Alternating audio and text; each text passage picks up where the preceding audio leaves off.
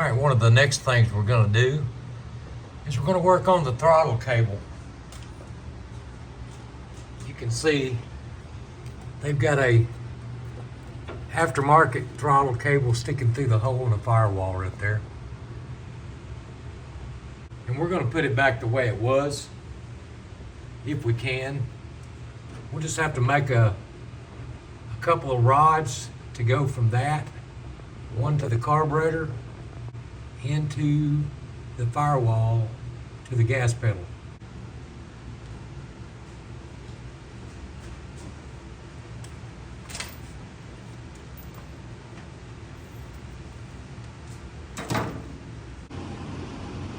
Okay, here's what we got with the gas pedal. I removed it from the inside to show you how this works. When you mash the gas on this old style with rods instead of cables, just say for instance your gas pedal was there, you mash the gas, it pulls the carburetor open, and you mash the gas on it, the springs pull it back. But what we're going to do is we've got this this little knob. It's got a thing that fits over it and snaps on and holds it on. We don't have one of those. So what we're going to do to keep from driving 25 miles into town, 25 back, just to get this little piece, we're going to do it the old school way. We're going to drill this out, and we're going to put something like this in there. This is homemade. It works good. You can double nut it on the end so that it won't back off, but it should go right there in that hole once we drill a hole. That's crude, but that works, and it'll hold forever.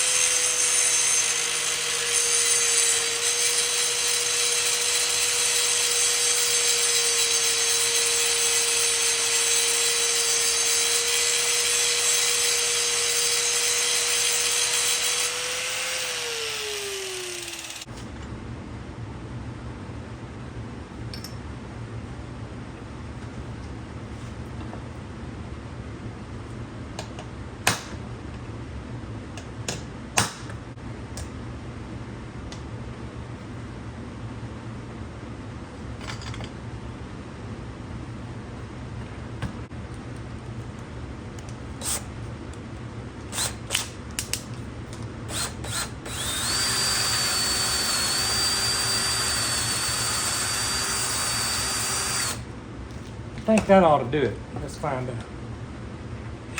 There you go. And we're using all thread rod instead of a solid rod, so I can have some adjustment. Let's see.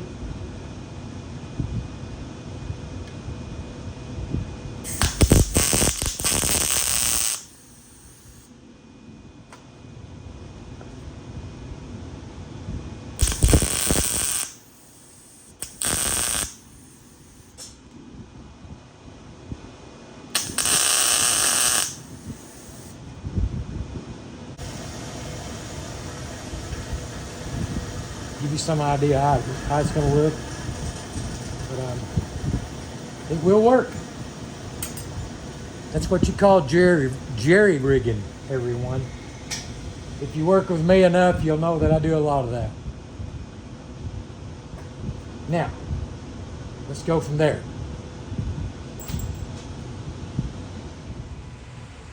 Okay, that's not pretty. You can see the new spring and spring hanger. I say it's not pretty, but it does the job.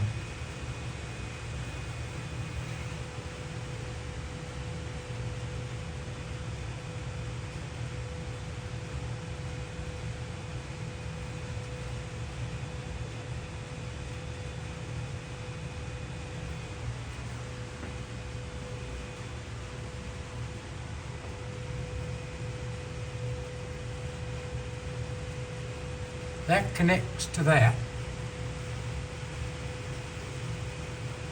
That connects to that.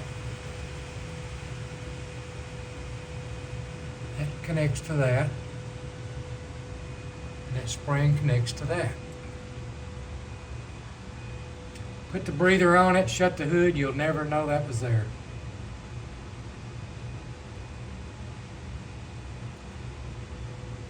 Believe it or not, folks, it works. And it works good. It's smooth as a new one. It just don't look good. See that bent bar back there in the back? That's bent factory. That don't look good. But it's factory. It was made that way. We made do with what we had and got it going. Okay, but let's move on to the next project.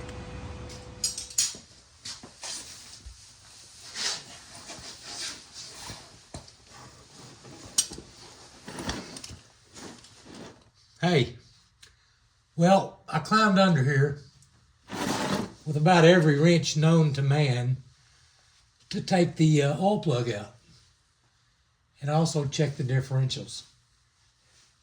I can see right here I got a wrench, and I didn't know if that would be this, like in a rear end on a Ford car, but no, it looks like it's a wrench.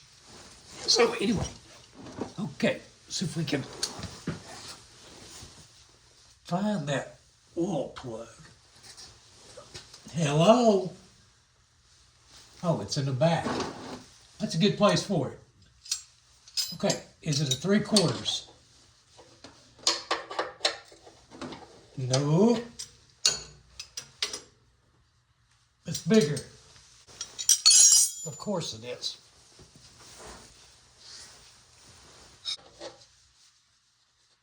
All right.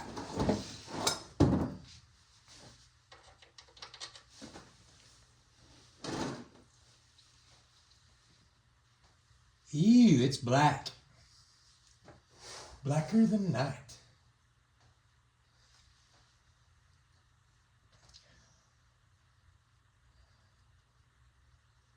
Out with the old, in with the new.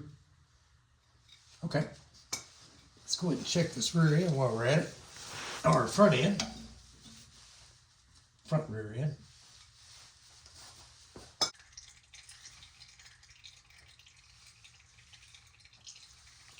Yeah, it's a little bit low.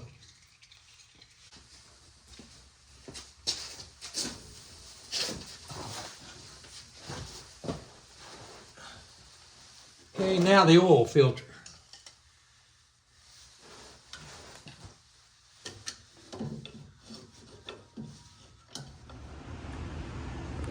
Okay, I do have it cleaned up as best as it's going to get. I took it to the car wash with some white wall cleaner. And as you can see, it looks pretty decent. The interior, cleaned up really good. It's not perfect, but neither am I. I've got everything cleaned out in the back, and it cleaned up pretty good. I got all the junk that it had in it in the back end, so he let me keep the stereo that was in this thing. He said he just wanted his Elvis tape back. Look at those sun visors, and all this top and stuff is still good. Did drive it around out in the yard, and it's got bad weather outside now, so there's no use in me trying to even go outside with it. But the gas tank is still leaking. He's going to have to address that. I didn't get to put exhaust on it because the muffler guy says if it don't have brakes, he don't want it in his shop. And it doesn't have brakes. I drove it without brakes. I can do that because I know how. Daddy taught me. But there you go.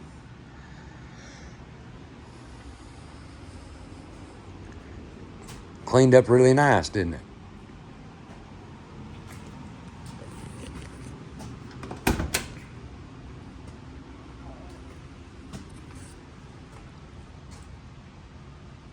I did put him a key switch in there. Of course, this little piece right here is bad. It's gonna have to order another one of those in order to put the key switch back where it's normally supposed to go. And those doors just shut right up like a dream. I got the battery tied down. I cleaned it up under the hood. As you can see, the transmission vacuum is not hooked up, but that carburetor is going to have to go. Carburetor is not really in good shape, and the linkage for the passing gear does not hook up.